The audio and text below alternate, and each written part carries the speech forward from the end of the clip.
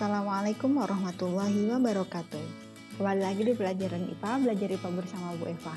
Kali ini kita masih membahas tentang struktur dan fungsi tumbuhan, materi bab 3 IPA kelas 8. Nah, pada struktur dan fungsi tumbuhan ini, ada beberapa hal yang kita bahas. Ada organ tumbuhan, ada jaringan tumbuhan, ada teknologi yang terinspirasi pada tumbuhan. Yang organ tumbuhan sudah kita bahas pada pertemuan sebelumnya. Kali ini kita akan membahas tentang jaringan tumbuhan. Nah, kalian pernah tahu nggak sih kenapa pohon itu bisa bertambah tinggi dan besar?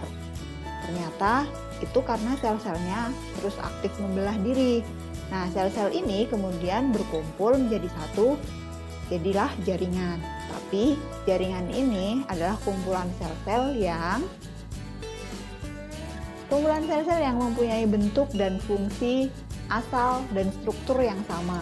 Jadi kalau misalnya dia tidak memiliki bentuk, fungsi asal dan struktur yang sama, maka tidak bisa disebut jaringan. Jaringan pada tumbuhan dibagi menjadi dua, yaitu jaringan meristem dan jaringan dewasa. Nah, jaringan dewasa ini dibagi menjadi beberapa, yaitu ada jaringan penyokong atau penguat, ada jaringan dasar atau parenkim, jaringan pengangkut, jaringan pelindung atau epidermis. Kita akan membahasnya satu persatu. Yang pertama adalah jaringan meristem. Jaringan meristem merupakan jaringan yang sel-selnya aktif membelah diri. Jaringan ini terletak di ujung akar dan ujung batang dan dapat merenggang, membesar, dan berdiferensiasi menjadi jaringan lain ketika dewasa. Berdasarkan lokasinya, jaringan meristem terdiri dari 3 macam, yaitu meristem apikal, yaitu ada di ujung, meristem lateral atau di samping, meristem interkalar atau yang berbentuk ruas-ruas. Jadi digambarkan seperti ini. Jadi meristem apikal ada di ujung daun, meristem interkalar ada di pangkal ruas dan batang. Meristem lateral ada pada kangium pembuluh dan kangium gabus. Kemudian meristem apikal satunya lagi ada di ujung akar. Yang kedua adalah jaringan penyokong atau penguat. Jaringan penyokong berperan sebagai penguat bentuk tubuh, seperti namanya ya. Dibedakan menjadi dua, yaitu yang pertama kolenkim.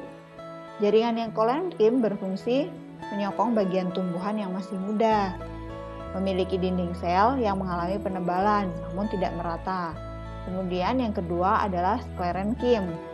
Pada sklerenkim ini, jaringan penguatnya bersifat permanen. Jaringannya berfungsi menyokong bagian tumbuhan yang sudah tua. Jadi sklerenkim adalah perkembangan dari jaringan kolenkim pada mulanya. Perbedaannya seperti ini. Jika jaringan kolenkim yang sebelah ini, sklerenkim bentuknya seperti ini. Yang ketiga adalah jaringan pengisi atau parenkim. Berfungsi berperan dalam proses fotosintesis, sekresi, respirasi, hingga penyimpanan cadangan makanan serta air. Jaringan ini mengisi antar ruang pada jaringan. Terdapat di semua bagian tubuh tanaman seperti akar, batang, daun. Kemudian jaringan parenkim yang berada pada daun yaitu disebut mesofil yang terdiri dari palisade dan spon, di mana banyak mengandung kloroplas. Nah, bisa digambarkan seperti ini. Ini jaringan parenkim atau jaringan dasar yang ada di batang. Kemudian ini adalah jaringan parenkim atau jaringan dasar yang ada di daun. Nah, yang keempat adalah jaringan pengangkut. Jaringan pengangkut fungsinya adalah mengangkut hasil makanan dan zat-zat sejenis ke dalam seluruh tubuh tanaman. Nah, jaringan pengangkut ini dibagi menjadi dua, yaitu ada xilem dan phloem.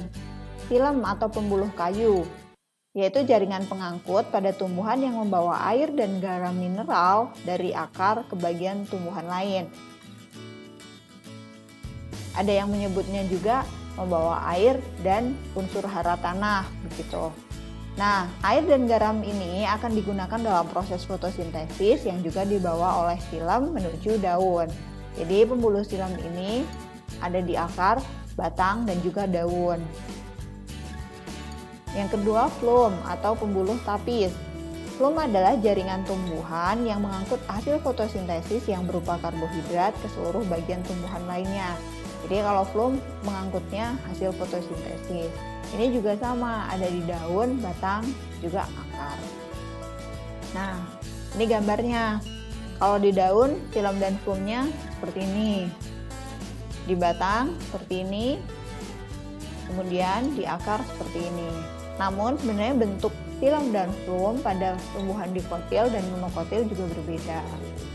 Nah, yang kelima adalah jaringan pelindung atau epidermis. Jaringan pelindung ini berfungsi untuk sebagai pelindung jaringan yang terdapat di bawahnya. Selain itu juga mencegah transpirasi atau penguapan air yang berlebih dan membentuk lapisan lilin anti air atau yang disebut kutikula. Nah, kalian bisa lihat di gambar ini ya. Ini ada epidermis, ini juga ada epidermis. Nah, lapisan lilin anti airnya ada di sebelah sini. Ini disebutnya kutikula. Kemudian membatasi perubahan temperatur karena melindungi jaringan di dalamnya. Nah, jaringan epidermis ini ada dua, ada epidermis atas dan epidermis bawah. Ciri-ciri dari jaringan epidermis yaitu yang pertama, terdiri dari satu lapis sel tunggal, jadi hanya satu lapis. Kedua, bentuk, ukuran, dan susunannya beragam. Yang ketiga, tidak memiliki klorofil. Yang keempat, dinding sel bagian luarnya mengalami penebalan, sedangkan dinding sel bagian dalamnya lebih tipis.